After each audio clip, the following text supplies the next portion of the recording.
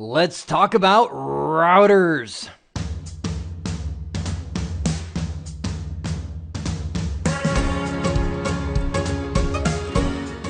Do you feel the power there? By the time we're done here, we will examine the common personas of Cisco router models you can use in a physical lab environment. Yep, same story as what I did with the switching world, where I showed here's the different categories of switches that you can buy. I'm going to talk about the routed world. Now, I want to make sure that you remember the place of the router is to serve the same functions that walls do in offices. And let me ask you, why do we have walls in offices? Well, so we can divide up the space. So we can have meetings in this room with all these floating heads, and they don't interfere with the meetings that are going on in this room. You divide it up and keep all the chatter contained in one area, and don't allow it to bleed over and affect the others. And it's the same thing. We've got the network wall, which perhaps connects to your home environment and keeps your Xbox and your webcams and your servers that you're running in your house, if you're like me, from interfering with all the other houses that are on your block, as much as the internet and all the other things from interfering with you. They are the network wall. So as you can see, I have four categories, four personas of Cisco routers right here. The first is probably the most tantalizing for a home lab environment. That's the Cisco 1600, 1700, 1800, 1900, and so on. And keep in mind, when I say these things, these personas, these router series lines, I'm talking about a series. For instance, within the 1900, you have the 1920, the 1921. There's all these different kinds of routers, and that goes unlimited. There's so many different router models out there, both old and new, that it doesn't make sense to describe each one individually until I cover my specific lab recommendations later on.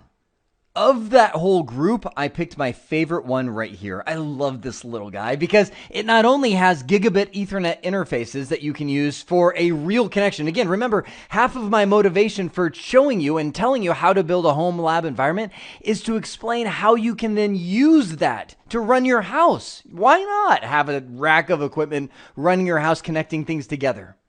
Someday I'll have to take you on a tour of my house. I actually have an MDF and an IDF. It's wild. Right above that is the 2600, 2800. I skipped. There's 2700 series as well, but 2900.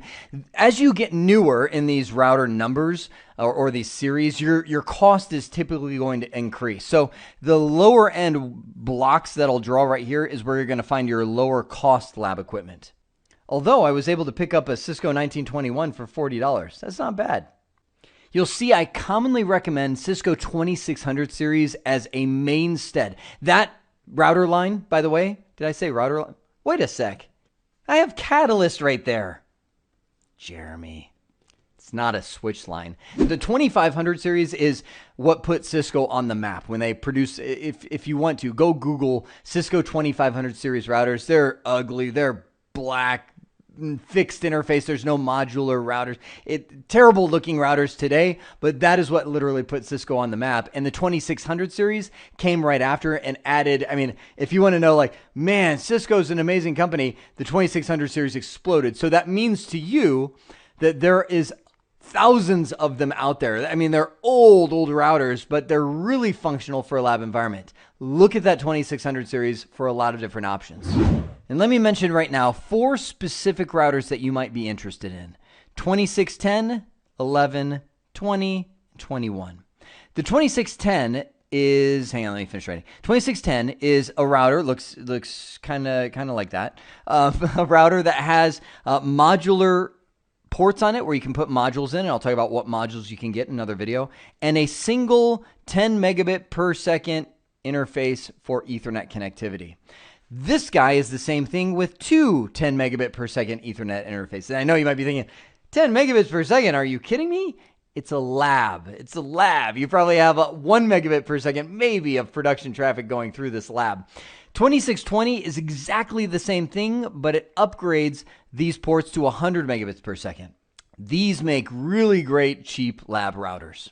These guys are designed for mid-size and large businesses. The beauty is in their expandability. You can see that we have these big modules that we can put inside of there. that could add a full-on network switch. There's Ether switch modules that add a bunch of switch ports, or you could actually add a modules that adds more of these individual VIC or WIC cards. And I'm getting ahead of myself. We'll talk all about the cards that you can add. They're very expandable, but I wouldn't normally suggest them for a lab environment. Actually, there's one I should mention. You should know that all of these follow through. Like there is a 3600 series router. And there's one that I used to have that was really good. It's a 3620.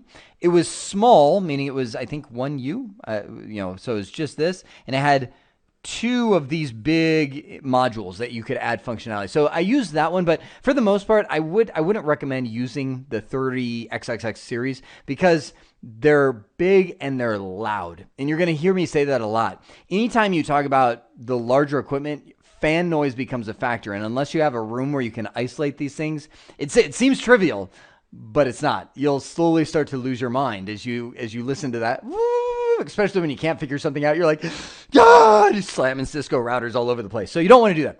These guys right here, the Cisco 7200, 7300, 7600, they are designed for carrier environments. The reason I added them to here is they are a persona of router that you can get, and you can get a lot of them pretty cheap, and they are really beefy routers. Again, fan noise, big issue.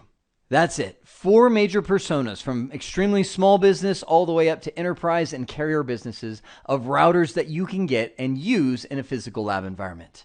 I hope this has been informative for you, and I'd like to thank you for viewing.